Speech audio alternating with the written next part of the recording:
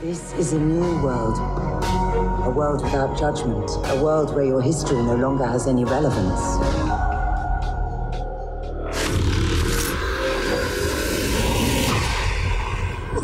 Where the hell are we?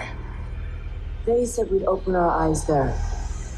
The crew, the other passengers, they left without us. I mean, that seems reasonable. Let's start the show!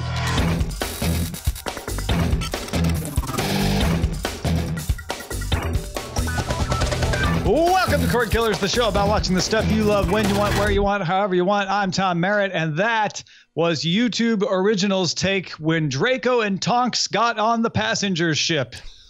I mean, in my imagination, I would love to believe like they all just smell bad and they left without them. It's like, you know what? We can only handle so much. We're out.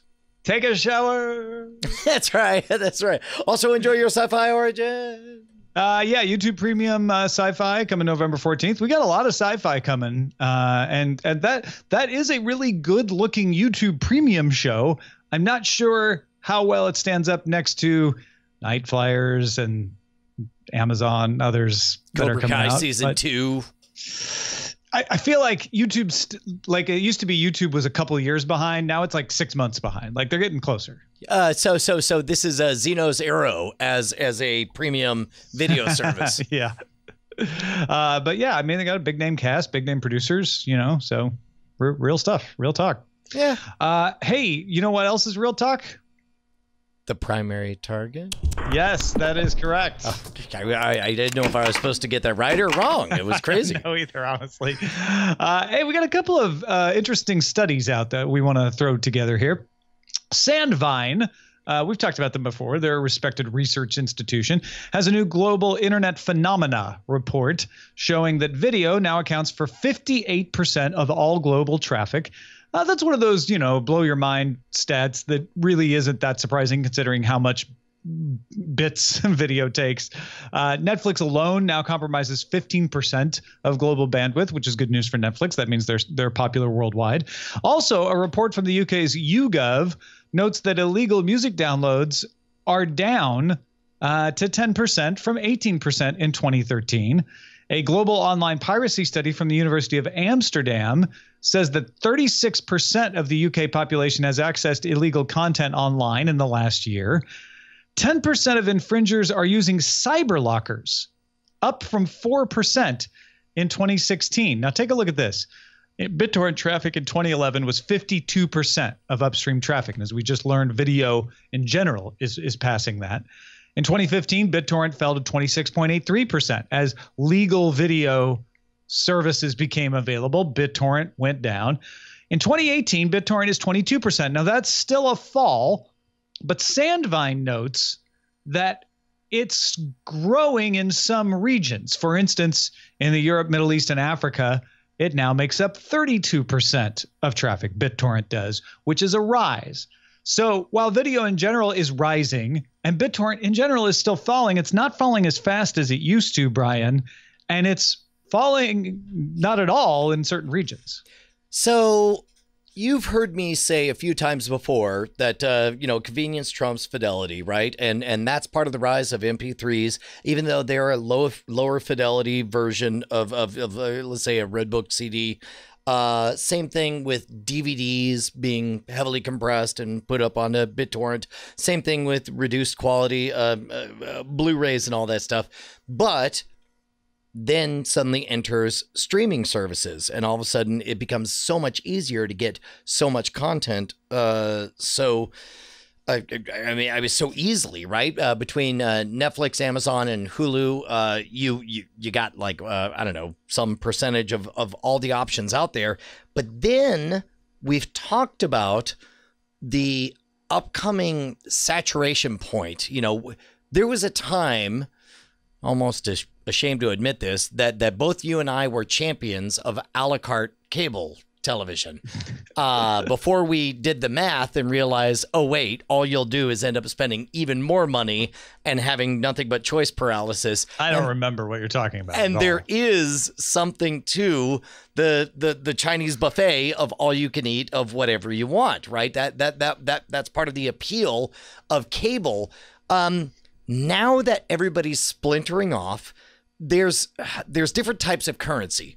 There's actual currency, of course, right? No, we all got tired of spending $120 a month for cable or satellite television. There's time currency in that it's like, okay, everything takes so much time to set on up. There's attention currency, keeping up to date with like, okay, how many accounts do I have and what are they all doing and all that stuff, which is how many different shows could I possibly watch of the ones that I look interesting. Correct. And then, you know, and there's also, I don't know, what situational currency. I don't know how to describe it, but like I deeply value that whatever things I'm subscribed to, I know they're all underneath the Amazon banner. And I get frustrated when I look at my credit card statement and see multiple other things out there, right? In fact, desire for simplicity. I just want to track the one thing. Yeah, correct, right? And so now all of a sudden things are costing more, not in terms of dollars, but they are costing much more in terms of attention. We've talked about this before, Tom. We'd hate to say it. There was a time, and I'm going to use past tense, and let us hope it is not a future tense thing. There was a time in the past when the highest quality, highest fidelity, best customer service experience was to pirate everything. Even though there were some questionable waters that you had to navigate to get there, that was the best experience. And we talked about the fact that HBO intentionally created this gap that caused, and they proudly touted the fact that Game of Thrones was the most pirated show on all of the internet, right? So do we want to go back to those days? And what is it that we could do to stop that? And also along the way, I got to imagine some amount of our audience who is a big fan of watching what they want, when they want, whatever damn device they please, have been with us on the legal side and have left us for the piracy side. Now's a great moment for me to just say cordkillers@gmail.com. Just tell me if you want to be anonymous. I want to hear your story. What caused you to recross that Rubicon? Or have you been tempted to and not? Either way, we want to hear those stories, because I think Brian's done a fantastic job of setting up the problem, right? The thing that we forgot along the way, I think, is that when we wanted a la carte cable, we were still imagining it as coming from one cable provider. Like Comcast will provide my cable and I will decide which channels I want to pay for. And so when people complain like, oh, we wish for a la carte cable and we got it, we didn't exactly. We actually got 20 different Comcasts now, which is like not what we asked for. Amazon, the reason I think you like it is it's closest to that ideal of one company on my bill, but I can choose what channels I want to add to it, at least in part. You can't add Netflix, you can't add Hulu, etc. I do wonder, however, while all of that makes sense, that, if it's too complicated, if it takes too much attention, I'm just going to pirate it because that's easier. I wonder if that's actually happening. And that is also the premise of the article from Motherboard on this. But if that were the case, wouldn't BitTorrent be rising globally?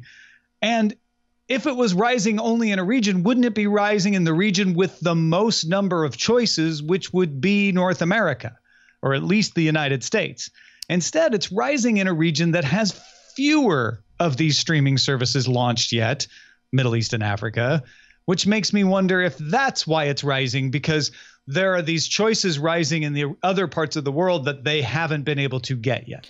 So let me tell you a true story. And by this, I mean no indictment on my beloved brother. But after spending a month in a coma, my brother woke up and discovered that he had a long, physically arduous recovery ahead of him. And he asked Craving Entertainment, Hey, do your friends have a Plex password for me? like, it may be that BitTorrent is not the right place to judge as a proxy. Well, and that's why this other story about the lockers is interesting, because the lockers are a different game, and they're on the rise too. And the way they talk about it is, a locker will be operating under one name. They'll feel the heat. They'll do the takedowns. They'll go out of business. But really what they're doing is changing their name, and everybody kind of knows and follows them to the new name. But that's not Plex, right? Plex is a whole other shadow economy out there that isn't necessarily legal, but also isn't subject to the scrutiny and the spotlight the way BitTorrent and these lockers are. Well, especially because Plex has, much like an FTP server. I mean, in many ways, we're going back to, the mid 90s, where it's like an FTP server. It's like, if you're cool enough to be in the clubhouse, then you get the password and you get a library card, and legally it's in that perfect gray area where it's like somebody theoretically has paid for all of these, uploaded them themselves. That's where it might break down is, what if the person you're sharing the password from didn't legally obtain them? Correct. Wouldn't that lower BitTorrent usage if only one person illegally downloaded and then shared on Plex with a bunch of other people? It would show up in the Sandvine study as 1, not 20. Right. And so I guess that's one of the things is I'm uncomfortable with the parallel of BitTorrent as a proxy. That feels like a kind of dated, last decade way to track piracy, because nowadays, I don't know. It's way more complex. No, you're absolutely right. There's a lot of ways we can share a lot of stuff. And that may be why Motherboard wanted to put a flag on this, is like, hey, BitTorrent is a really old proxy. It's not even the only way to get this stuff, and yet it's rising in this region. Isn't that interesting?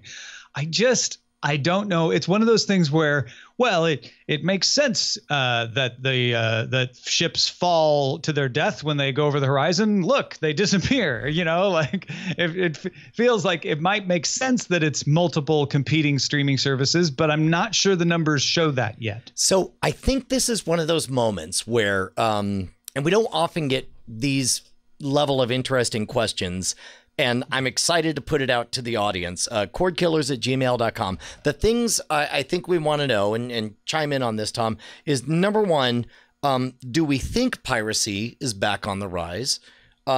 If you are somebody who has either been tempted to go back to piracy, or never left, or did go back, what are your reasons and why? I guess that's it. Yeah, I'll tell you right on. The temptation to try to skirt even the terms of service in order to see something only arises with me when there's a region lock. When there's an episode of something that's out somewhere but not here, and I'm just impatient and I want to watch it. Well, and that's why you buy so many tickets out to Japan, because you every week you're just flying out to Japan. And the UK every once in a while. I got to fly to London. Yeah. How is Air Express VPN? Sorry, you broke up there. Air Express NordVPN. I don't know which airline you fly. No, again, you broke up. Okay, don't worry about it. Don't worry about it. I could buy a better connection if only we had more patrons. Yeah, man, you could get a subway straight to Japan if only a few more people would subscribe over at patreon.com/cordkillers. Hey, man, look, we don't want to get too technical on this stuff, but there are a few benchmarks that we deeply, deeply rely on. Every month, a few people drop off because they get charged and they're like, oh, wait, I have to reevaluate whether or not I can afford this. $20. We are only $20 short of our very important benchmark to keep our show loud, live, and independent. If you've been on the fence for a while, if you've fallen off in the past, all of that is fine. Do us a favor. Just decide if our show's worth $1. We'd love to have it. Why don't you join us at patreon.com/cordkillers? Please do. And then we'll tell you how to watch. Amazon slipped out another Fire TV Stick 4K announcement. This stick includes 4K, Dolby Vision, HDR, HDR10, HDR10 Plus, and Dolby Atmos surround sound. Also has a 1.7 gigahertz quad-core processor, the fastest processor in any Fire TV device, is in the Fire TV stick now. Isn't that interesting?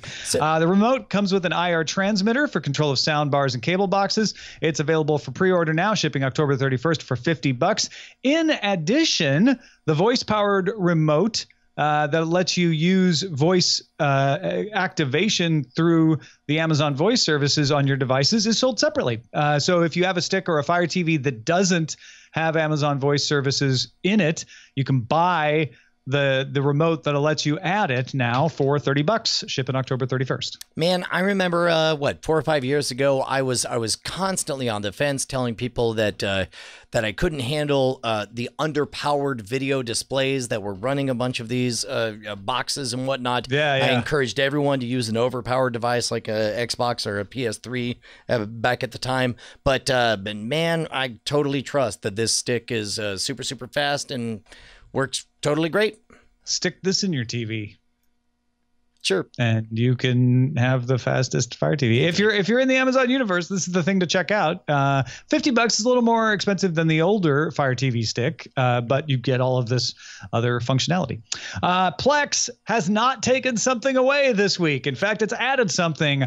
Web shows like ASAP Science, Household Hacker, The Pet Collective, Epic Mealtime, and more are available natively within Plex now. You can subscribe to the shows. It'll alert you when new episodes arrive. It'll track which ones you've watched of the older shows, so you can make sure that you don't miss any. Even suggest shows that might match your interests. These are shows that you could watch already through Plex, like on YouTube or something like that. It just makes it a little easier. So we've entered the age where technologically nothing new is happening, right? This is in many ways the stuff we were talking about 10 years ago.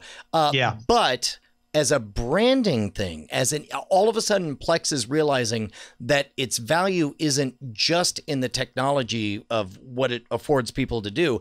It's also in the branding and the ease of use. They realize that they're able to sell not just the technology, but the access, right? And oh, look at that. All about Android. That's amazing. Yeah, I know. My wife invented that show. It makes sense, and it's a real sign of maturity on the Plex platform that they have enough eyeballs where this is their preferred way to experience it, that they're able to say, hey, would you like to partner up? Would you like to be one of our preferred people that we point things to? Yeah, pretty cool stuff. It's like you say, it's gone from we can do it to, oh, here's a better way to do it. Let's package it up a little differently. I mean, all the way to, what was it, Miro or Merc or? Miro, yeah. Miro. 15 years ago. Wow. Deep cut. Yeah. Frame rate fans. Yeah. Check that one out. All right, let's talk about what to watch in Under Surveillance. It's all about location. Under surveillance. Oh, we got enough of them this week to call it a trailer park. Daredevil Season 3 trailer is out. Introduces Bullseye to the Marvel Cinematic Universe, coming to Netflix October 19th. I have not seen this. Tell me, should I be excited about the Bullseye? Well, if you know Bullseye from the comics, which I do not, you're apparently very excited. If you don't know him, he looks intriguing because he's pretending to be Daredevil. And Fisk is back, which I think Season 1 was the strongest of the Daredevil seasons because of Fisk, so that sounds good to me. Okay, first of all, Fisk is an amazing villain, so that alone, you buried the lead, Tom. House of Cards Season 6 trailer is out. Shows Claire under attack because everybody hates Claire now because she's the only character since Frank is dead. And they announced that pre-show. That's, I guess, a spoiler, but we all saw that coming. And House of Cards is back for its final season on Netflix November 2nd. Is it possible for us to really pivot? And keep in mind, I'm somebody who fell off of House of Cards. Yeah. Are you guys invested in Claire's story at this point?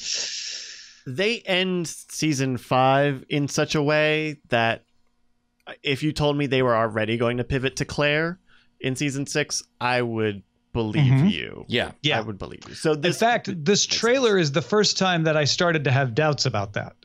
Oh yeah. Right. Like, because the way the season ended and the previous teasers, I'm all like, yep, nope. This all feels right. This feels like where it's going. But this is like her against the entire world in this trailer. Yeah. I feel like maybe the trailer just did it a disservice because it's too much Claire.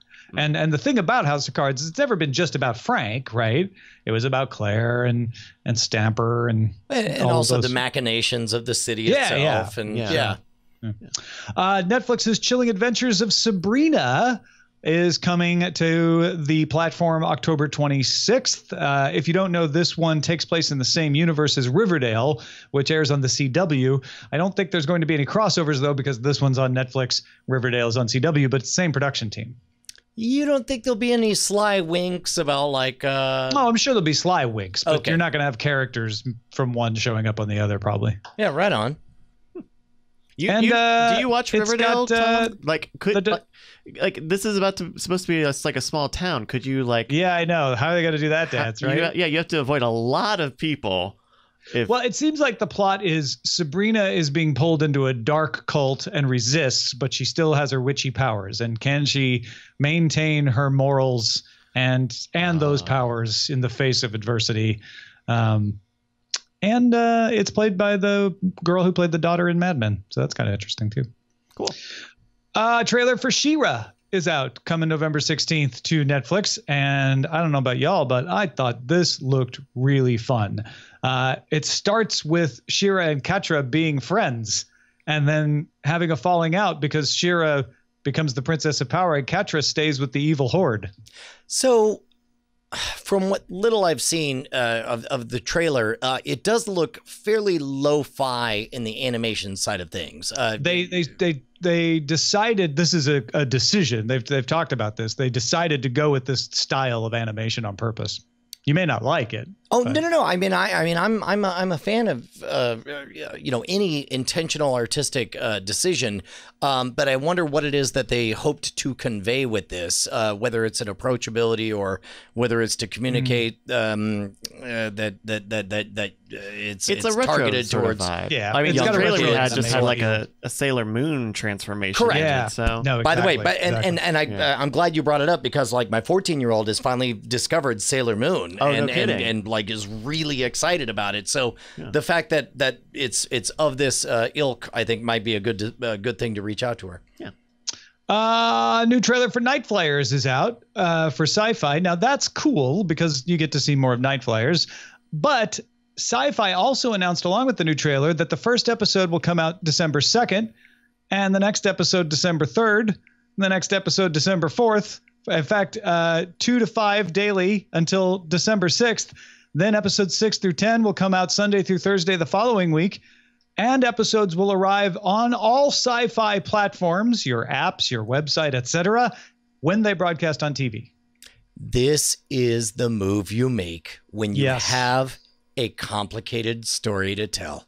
And you save nothing for the swim back. You get as much as you can. And I guarantee, man, what I would give to be a fly on the wall in the negotiations, a night fly on the wall, to be in the negotiations where somebody says, if you spread this week after week, this thing will die and be canceled after 4 weeks. We've got to get as much of it out as fast as we can if this thing's going to survive. Well, and they did this with 12 Monkeys. They partially did it with the release of The Expanse. You got episodes of The Expanse digitally before they broadcast. So Sci-Fi has also just been experimenting to say, how do we reach the audience that's used to Netflix, Hulu, and Amazon? You don't delay it on digital. If you can authenticate into digital, you should get it when it's broadcast. They've learned that lesson. And B is trying a stunt like this, which says they're going to watch it when they watch it. Let's just give it to them as fast as possible, but not release it all in one day in case, we can build an audience over that holiday break somehow. Well, and plus also, like we've talked about, shows like just as many movies get an upgrade by being seen on the small screen for free, there are other shows that get an upgrade by virtue of being binge watched. Westworld, our favorite example of that. Everybody who binges it says it's great. Everybody watches it week over week is losing their freaking mind with frustration. So this is a way to subvert that. I hope this show is good, because if this was not on an extended cable channel like Sci-Fi, if this was on like NBC, well, excuse me, channels will burn bad shows just to get it off of their hands. Yeah, if this is an expensive stinker, I think there's a small chance that this is the case. If this was 5 years ago, that would be my first thought. My first thought here is sci-fi is trying to survive in a new world, and that makes more sense than this is a stinker. It could be both, don't get me wrong, but it makes just as much sense that they're trying to hold on to an audience that's fast slipping away, because they're also doing marathons of it after the premieres to try to get people to come back. So it doesn't feel to me in any of what I've read from them like a let's burn it and get it out of here. It feels more like this is the stunt to make sure people watch it at all, because Sci-Fi lost The Expanse because it didn't have local streaming rights and realized, wow, those streaming rights, boy, are they important. We're not going to make that mistake with Night Flyers. Right. That's a good point. Good point.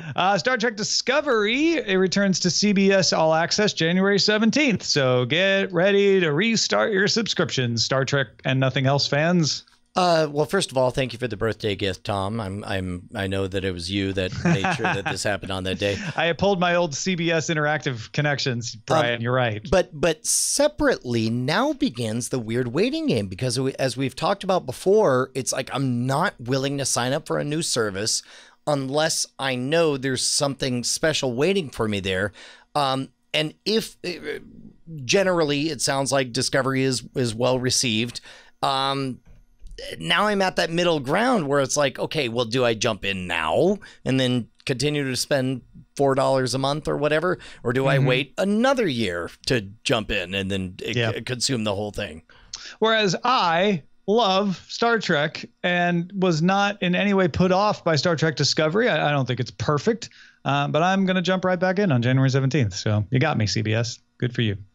Finally, a new trailer out for American Gods Season 2, coming back to stars sometime in 2019.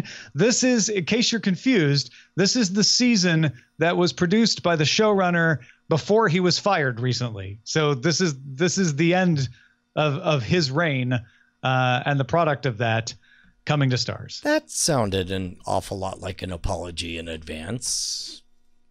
Well, that was my words. So if it was me apologizing, I guess. But I was just trying to explain to people who followed the show and heard, wait, they're putting out season 2? I thought they fired the guy. He finished producing the season and then they fired him. And now it's ready to come out. What happens if this is like full on the most popular season ever and everybody's always like, oh my God, this is the best thing ever? That would be amazing. And they're like, excuse me, can we get you to come back? Can you come on back? All right. All right. Coming soon, Harmon Quest returning for its third season on VRV. It's coming back, even though it's no longer on CISO. Production starting this fall in LA. So this is one of those where I loved watching the proto version of what became Harmon Quest developed live on the podcast Harmontown, but never was willing to sign up for CISO. I did watch the first episode and I really enjoyed it. I'm like, man, this is great. One of these days I'll get around to, and then CISO died. Now it's on Verve, another niche. Another thing that I have to sign up for. Yeah. And so now I'm still in the same conundrum. It's like, do I wait or... How about Netflix? Have you signed up for Netflix? Yes, indeed. I sure have. Well, good news. It has renewed The Dragon Prince for a second season, so you can just go watch season 1 right now and be all ready. Good. Although I am sad to report I will be the last person in my family who finally watched it. Everyone in my family, including my wife, who does not watch cartoons on her own, all of them have independently, on their own, watched this, and all of them love it. All of them love it. And that's why it got renewed, I guess. Yeah. And finally, at New York Comic Con, Amazon released a behind-the-scenes clip of the shooting of season 4 of The Expanse. They didn't give us a release date, but I guess they're trying to prove, like holding up the newspaper. No, really, we are shooting it. It's going to happen. Don't worry. The other part of this story is that Amazon has the rights to all the previous seasons, which are disappearing from Netflix now. So there's going to be a gap where you won't be able to watch The Expanse on a streaming service. You'll have to buy it until Amazon puts it on Prime Video, which I assume is going to happen pretty soon. Do you think there will be a perceivable difference in quality between, the one and the other? Do you think they're skimping?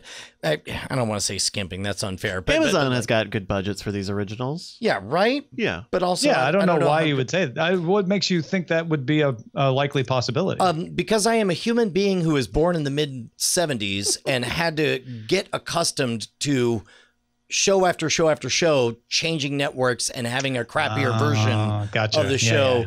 Like, am I the only one who remembers Airwolf on TNT, where it was nothing but Jan Michael Vincent laying in a bed remembering his crash or whatever? These days it's the opposite. If you get saved by a streaming service, you get budget now. Sure. You don't have to have the restraints. So, sure. Yeah. Yeah. Like Arrested Development seemed to have a higher production budget. I'm talking budgets. I'm not talking writing. Or the green screen. Money doesn't fix everything. Scheduling. Money doesn't fix. Okay. Anyway. I got a few other developing stories. Variety, Reuters, and CNBC have sources saying Vudu is going to start licensing original series created by MGM for its free streaming service. Right now, Vudu has a free movie streaming service. They're going to add originals from MGM based on MGM's catalog. And they want family-friendly stuff exclusive to Vudu. The series will debut after the first of the year, according to the sources. And Vudu plans to work with more than just MGM. MGM's the only one the sources knew about right now. Keep in mind, MGM, they've got RoboCop. They've got Pink Panther, James Bond, Rocky. I would love to believe RoboCop. I would love to believe that all of these are going to be in the Lion, the Witch of the Wardrobe universe. That's amazing. Lucasfilm released an image of someone in Mandalorian armor as the first reveal from its upcoming live-action series, The Mandalorian. This is the live action being done by Jon Favreau. It is apparently about a lone gunfighter in the outer reaches of the galaxy, sometime before the rise of the First Order, but after the fall of the Empire. And they've named some of the directors. Dave Filoni, who's responsible for Clone Wars, Rebels, and the upcoming Resistance, is directing the premiere episode. Taika Waititi, Bryce Dallas Howard, Deborah Chow are all also directing episodes of this series. Man, it seems to me like another important aspect of all of this would be to have badass action sequences. Like, just imagine in a hypothetical flight of fancy that both Jason Murphy and Brian Brushwood saw some demonstrations of fight choreography.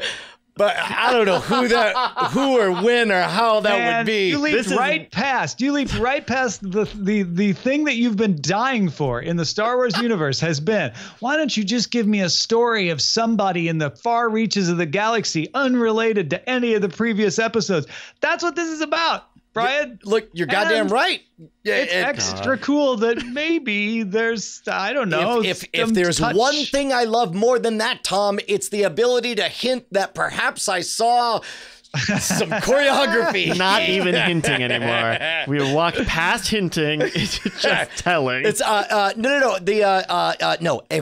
Everything about this is perfect. Even the photo, that single photo, conveys these elements of the gunslinger at the edge of the universe.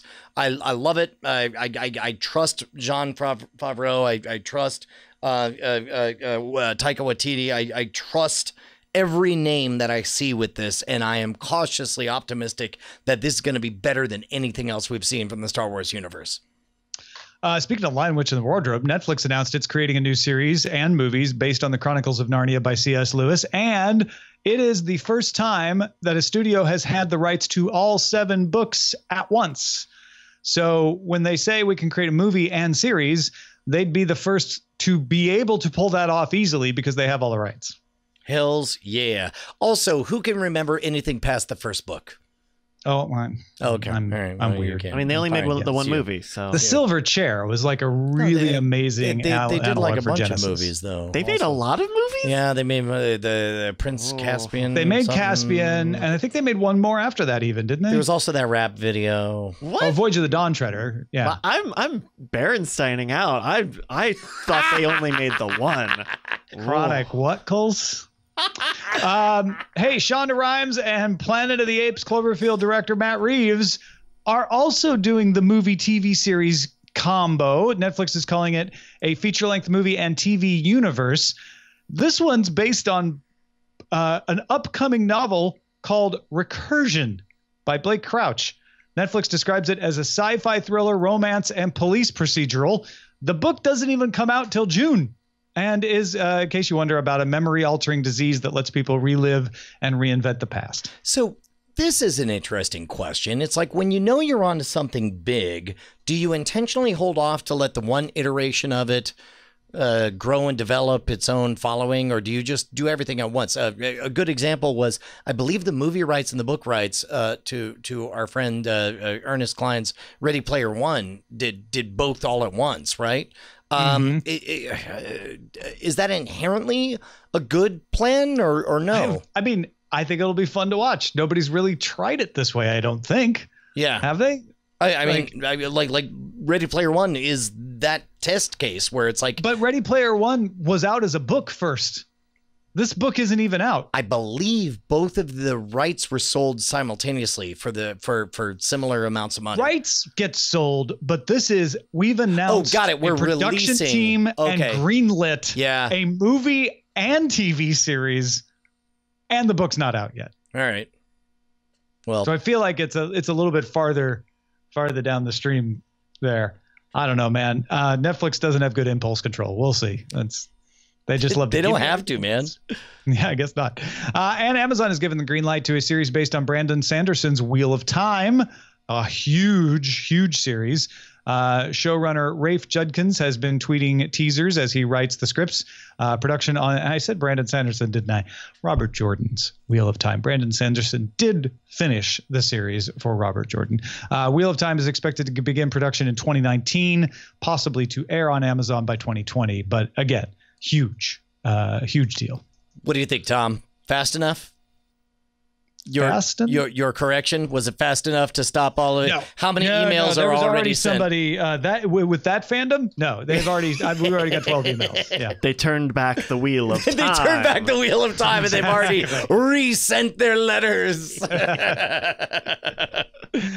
right, let's talk about what we've got our eyes on. What's a couple of things you've watched this past week that you loved? Man, oh man, dude, I watched a lot of stuff. I took my daughter; she wanted to go see a movie.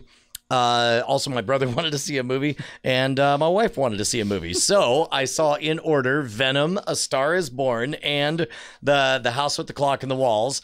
And then as a palate cleanser after that gamut, we watched. My 10-year-old is finally old enough that I was able to show her Edge of Tomorrow, and and it played and it landed with her, and her face, the delight, the joy, the wide eyes as she figured out the end of the first act. Like, oh my God, is this how it's going to be? Oh my God, this is how it's going to be. It was great. Then we also watched The Martian and a bunch of other stuff. And of course, our usual suspects that we'll talk about in spoiler in time.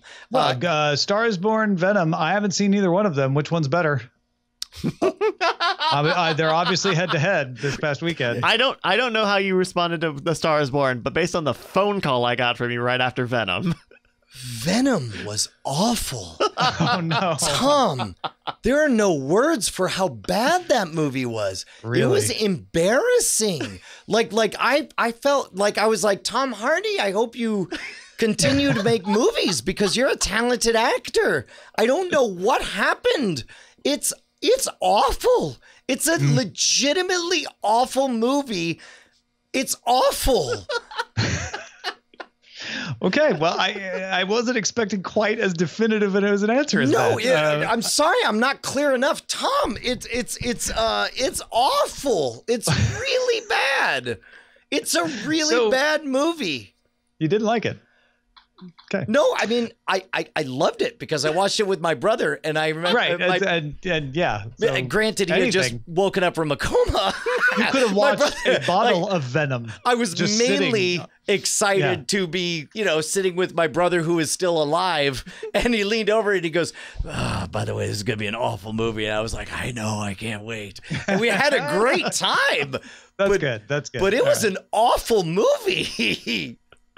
By the way, to put it in perspective, Jeff in the chat, I think Venom and Spider-Man 3 might have been better. Like, that's how bad this movie was. Wow. You didn't walk out, though. No. He paid for the ticket, Tom. That would have been rude. Well, no, I'm just saying, like, that's the bottom I'm of more my personal courteous scale. to the movie Venom than the movie Venom was I to didn't me. see it, but if I were to equate your statements to my personal scale, it would be awful, not walked out. Like it's every. Okay. Hey, Tom, do you remember literally any other movie where the villain was interesting because he or she had a position that you could almost understand, but then crossed a line into villaindom or whatever? Imagine if we had evolved beyond that and instead had a villain that was just constantly shouting, "I love symbiotes. Bring me more symbiotes." And then imagine that they got a bunch of symbiotes and they wasted a third of the movie retconning the origin story of Venom to a far less interesting version. And then imagine you spent the middle section of the movie like, is this The Fly? Is this a horror movie? Should I be happy or sad? And you're confused the whole time. And then at the beginning of the third act, The Fly announces, "Anyway, I was a loser on my planet and you're a loser, so I guess we'll work together now." Literal quote from the movie. Wow. It's a bad movie, Tom. It's a really bad movie. I don't know what more I can do to agree with you. Okay. A Star is Born was fantastic, though. Oh, really? Okay, Oh, good. no, I cried my eyes out. It was Excellent. amazing. It was So go see amazing. It was A Star is amazing beyond words. Bradley Cooper is an astonishingly good director. Lady Gaga is an astonishingly good actor. Everything, freaking, like, there's this moment in, not a spoiler, Sam Elliott is Bradley Cooper's brother, and I spent the first third feeling like, man, it feels like Bradley Cooper's doing an impression of someone. Who is it? It's on the edge of my mind. And then Sam Elliott shows up, and he's like, "Anyway, I'm your brother." And I was like, aha! Got it. It's That's who it was. great. It's great. I cannot tell you how happy I am that Doctor Who is back. And by that, I don't only mean that Doctor Who premiered its new episode of its new season, but it was enjoyable without reservation to watch. There was no like, well, I like the Doctor, so I liked this part. Chris Chibnall, at least in his first at bat, hit it out of the park. That's a baseball metaphor, which means he did a really good job with this first episode. And yes, it's historic that we have a female Doctor. And yes, especially for female viewers, that's super significant because you can identify more with the character. But get me wrong when I say this, that didn't even matter. Like, that's excellent stuff. And even if that hadn't also been true, this would have been a great episode because it felt like there were real stakes. It felt like a real story. The story itself wasn't even that innovative, but it didn't have to be. It was beautifully shot, beautifully executed, beautifully acted. Very excited about the new season of Doctor Who for multiple reasons. One last punch out here. The House with the Clock in its Walls, directed by Eli Roth, starring Jack Black and Cate Blanchett. Mm-hmm. Adorable. Loved it. It was adorable. Period piece set in the 1950s. I think I loved it because it didn't act like it was the beginning of an epic franchise. It was exactly what it was. A small story in a small house with a small drama with people I love. In its walls. It was just great. It was just great. All right, let's talk to Bryce about what we should be on the lookout for. Hey, the past couple weeks, I have really been getting hooked on like cooking competition shows. Previously on the lookout, we talked about Chef in My Fridge, that Korean sort of panel show. And so I fell into the Great British Bake Off / the Great British Baking Show in America. And man, is that just really nice. It's the bakers from all around Britain getting together and cooking these different breads and biscuits and things. It's really nice, and it has a lot of pressure on it because it's a big show in the UK, but there's not like really high stakes. Like from my understanding, there is no prize money for winning the Great British Bake Off. You get a bunch of flowers and a cake stand, if I remember right. So it's not a lot of money on the line, and the contestants don't really fight with each other at all. But it's nice and it's gentle, and that's definitely like an originating aura, I think, for shows like Nailed It, which is also like really positive and friendly, and the stakes are very low on that. Is it refreshing to, in the way that you get to experience cheering for everybody, unironically, like you don't have to pick a side or have a villain or any of that stuff? Right, because you want everyone to succeed and grow and develop as the challenges of the show go on, right? You want to know, oh, you've come into yourself and you've proven, you know, and even when the people are eliminated, it's like every episode ends with like this big group hug, because they pick a winner and a loser every week, so everyone hugs it out, and it's very nice, right? It's intimate and it's friendly. And then I got kind of antsy with it, because if you like binge, hey, don't binge like reality shows, y'all. It's not an easy thing. But I wanted to get on to the opposite end of that, and I found out that Hulu has the whole back catalog of Top Chef, like cooking competition staple. 16 seasons of Top Chef. I feel like you're setting us up for some disappointment here. No, great. It's great. Okay. Because it's totally the opposite, right? It's a huge cash prize. The other contestants are out for blood, high pressure, really difficult challenges. And so you get a lot of big drama, and you have these big personalities. You know, chefs can be big personalities, you know? It also, I went back and was watching from the very first season of Top Chef, and it's interesting because the first season of it is not shot the way we shoot reality shows nowadays. It was in 4:3 and standard def, and they never took like anytime you watch a cooking show, there's always an invisible step where they've finished cooking and they take it over to a little table where the camera people get good photography of it. There was none of it. It's like them like stretching out whatever coverage that they just got in real time, right? And so it's interesting to see how, you know, what I think of as like a staple of cooking competition shows has evolved from into like the big production. It's like that it is now. Clearly 30 frames per second slowed down to 10 frames per second on the slow-mos and all that stuff. You always see it happens a lot. So if you're a foodie, I mean, these are two staples of cooking competition shows. The Great British Baking Show is on Netflix. That's what you have to look for if you are in North America, because Pillsbury apparently owns the word Bake Off, or Great British Bake Off in the rest of the world. And Top Chef is on Hulu. It looks like all the seasons of Top Chef are on Hulu. So there you go. If you got something we should be on the lookout for, email us cordkillers@gmail.com. I want to take a quick moment to remind folks that I have lots of books, science fiction books. And if you're interested in new science fiction stories and you haven't already bought my books, check them out, TomMerrittBooks.com. They're all there, from space mining adventures to rebellions on the moon, to the most recent one, which is pulled from my own experiences in a lot of way, about a salvager in a system that is being persecuted by a strange and mysterious people. In fact, that one is about to be turned into an audiobook by Veronica Belmont. So stick around for that as well. Again, TomMerrittBooks.com. Let's move on to the front lines. Front lines! This one just came in this afternoon. Netflix is apparently in final negotiations to buy ABQ Studios in Albuquerque, New Mexico. New Mexico, of course, the site for more than just Breaking Bad and Better Call Saul. In fact, Netflix has already produced material in New Mexico like Godless, Longmire, The Ridiculous Six. And so it's going to have the tax breaks of New Mexico and a big studio all combined in one location. Ah, thank goodness. Finally, Netflix catching a break. NBC has released an iOS app called Watchback. If you watch shows through it, you might win prizes like $100 worth of points to redeem at places like Amazon, Best Buy, Macy's, or Target.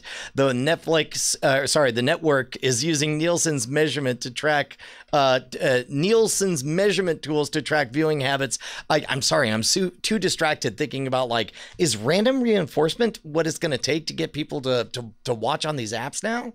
yeah, watch on this app instead of another app, and maybe you'll win a gift card. I mean, does anybody? I mean, I assume I think if you're under the age of 18, there's a good chance that you'll click. Yeah, and then there will be, and there have been tools like this independently before, which were like, hey, watch these commercials, and then you'll get a free video or a free movie. So for people like that, YouTube announced more channels can now be viewed through its DVR, rather than forcing you to watch the on-demand versions. That now includes so many channels. There are only like 6 or 7 channels that did this before. Now on YouTube TV, AMC, ABC Disney, Fox, NBCU, Turner-owned channels, they're all available as DVR. Like, you can fast forward through the commercial option. So if a reason you didn't like YouTube was the fact that YouTube TV made you watch the on-demand version so often, that is now less true, quite a bit less true than it was before. And YouTube TV also added the option to buy the NBA League Pass as well. Dude, that's good news. Meanwhile, The Hindu reports that last week, the Service for Healthy Use of Technology, that's SHUT,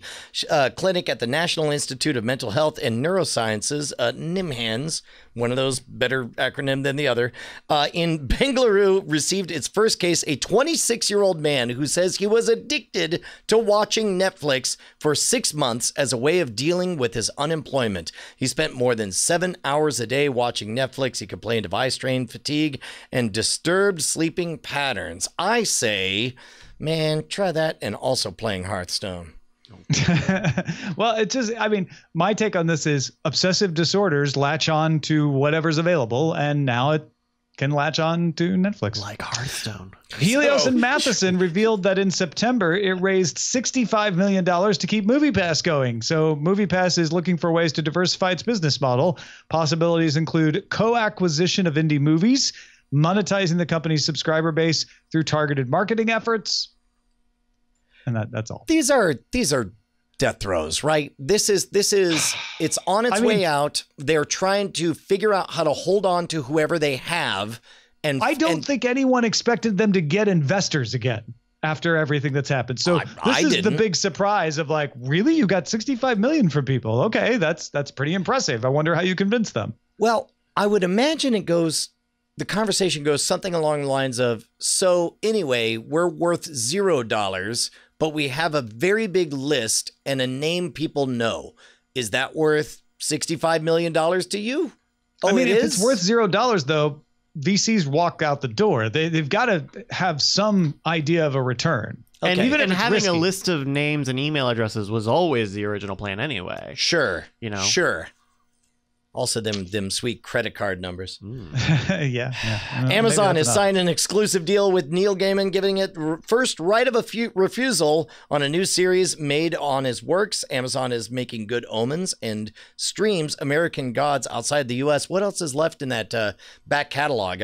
Sandman? Sandman, I guess. I don't know. He's got a load of novels out there, too. And Nancy Boys. The Nancy Boys could be huge. Yeah. No, in fact, absolutely. actually, I think a Nancy Boys could be bigger than American Gods. I think it's much more universally appealing. I feel like this is Neil Gaiman saying, gosh, it's been very hard working with Starz. Sure, Amazon, I will. And actually not Starz. It's the production company that's making American Gods for Starz. I will switch my right of first refusal from them to you, because that's exactly what happened. He switched it from that production company to Amazon. Right. All right, let's get to some dispatches from the front. First up, from Brandon. Hold on. Beatmaster points out that Sandman is actually still in production over at New Line. So production hell, rather, he says. So, okay.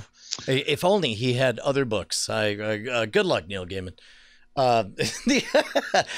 Brandon writes us saying that he's an NVIDIA Shield and Synology 918 Plus owner. He's had a Shield for the past 2 years and has just acquired the 918 Plus to host his Plex server. Is he the center of some sort of Cordkillers Venn diagram? The answer is yes, of course you are. Yes. There are a small amount of people with NVIDIA Shields. It's not zero, but it's small. And there's a small number of people with Plex. It's probably maybe a tiny bit bigger, maybe the same. And then they cross, and there's you. There's Brandon sitting right there in the middle of it. We also got Tim Jar wrote in and said, I want to let you know how delighted he is to hear how much Brian loves The Good Place. Tim says, it's one of the best shows to come along in years, and I feel like there are very few shows you guys both like and cover that are in my wheelhouse, though several that you cover and Brian hates while I still love them. It's awesome to hear you both sing its praises semi-weekly now. Also, one further note on the Apple TV remote thing. You guys discussed the what did he say function. I prefer the way Roku handles it. The back button lets you skip back a few seconds and turns on closed captioning for that few seconds as well, but it's speedy and gives you immediate feedback. And unless my remote is always listening, I'd much rather have a dedicated button do that than have to find and hold down a microphone button. Allow me to say in advance, I'm sorry that we disagree about Venom. Meanwhile, Sylvia says, hi, Tom. I've been listening to you since Buzz Out Loud days. Wanted to thank you for the tons of valuable information. She says she's a stay-at-home mom of 12 years and only started working for the past 2 years. Your shows, Tom, helped her feel smart because she can learn from grown-ups discussing relevant topics instead of watching cartoons all day. She was wondering if she could please get some help in finding a way to watch movies where there is no Wi-Fi or data available. She purchased an LG Mini Beam and can connect it to her iPhone or Amazon Fire Stick. But her question is, can we watch a movie when we're camping and have no service? I don't want to use my phone all the time. Am I able to save, purchase movies, etc., etc.? All of this made me think of, wasn't there a Western Digital drive? Yeah, but if I have this right, the Western Digital is a cloud server that has iTunes support, so that if you have an iTunes valid device like a phone or a computer, then you can stream the movies off of that device. What she's got is a projector, the LG Mini Beam, which has a USB port in the back as well as an HDMI port. And she's saying, when I'm camping, I'd like to plug the USB stick in the LG Mini Beam so I don't have to waste my phone's battery or my computer's battery or anything else and just play the movies off there. But I know iTunes DRM prevents that from happening. Is there any way else I can do this? And the answer is not that I know of that's legal. You can strip the DRM off and it'll work just fine because the LG Mini Beam has actually got great format support. But that would be circumventing copyright, and even telling you how to do that would be a violation of the Digital Millennium Copyright Act. So while you could do that theoretically, you wouldn't be able to do that legally. I don't know if anyone else has any workarounds for this other than the phone. I mean, the phone is the workaround, which is you can plug the phone in with an adapter to the LG Mini Beam. Now, if you were to use Android or Windows, there's some screencasting that you can do to the Mini Beam in that case. So maybe get an old Android phone instead of an iPod or something. But I'd love to hear anybody else's ideas on this. Cordkillers@gmail.com. She's got an LG Mini Beam projector and wants to be able to use that without having to use her phone or anything else. And lastly, Scott from Houston says, hey guys, wanted to add his 2 cents to the OTA discussion. He's a cord killer with a gigabit internet and a streaming device for every single television. While he does subscribe to Netflix, Amazon Prime, and Hulu, he recently purchased a Tableau to record over-the-air channels. He still watches a number of network shows, some of which are unavailable on Hulu. He finds all the various network apps like CW's to be a little undesirable, and why pay for CBS access all year round? The Tableau is giving him a consistent location to watch his network shows without forcing him to watch commercials. He lives 8 miles from the broadcast antenna, so the picture quality is perfect. Just because he has great internet and hardware doesn't mean that he's ready to write off OTA. Thank you very much, Scott. Yeah, there's always one person who is an exception to the overall trend. Don't say that. Look, I already made that mistake once, Tom. Yeah, of course, for every one, there's 5 more others. Yeah, no, there's always more than one. But yeah, what we were trying to say is not that Scott's wrong, but that more people don't think the way Scott does. And maybe they should. Maybe you should take an example from Scott. Yeah. I don't know. Hey, folks, you should take an example from us and come back next week because we will. So be here. Our website is cordkillers.com. Our email address is cordkillers@gmail.com. We're live on twitch.tv/9attack, which is also carried on diamondclub.tv Mondays at 7 p.m. Eastern, 4 p.m. Pacific. We'll kill your cords again next week. Be there. Doggone right. Hey guys, Brian and Tom here, and it's just the same old message at the end of the credits, just like always. That's right, Brian. Nothing new here except your name showing up. Oh my gosh, because I've got a you name. just supported us on Patreon. Yeah, all those $5 donors. Look at that. That's your name in pixels. We're gonna make you famous, kid. Put your There's name in some pixels on classic the internet. names in there, but some of you are new. Some of you aren't there. It's sad. What can they do, Brian? I mean, they could go to patreon.com/cordkillers and pledge $5 an episode and be one of these amazing people, like this one. Amazing. Oh, look at that name right there. Diamond Club hopes you have enjoyed this program.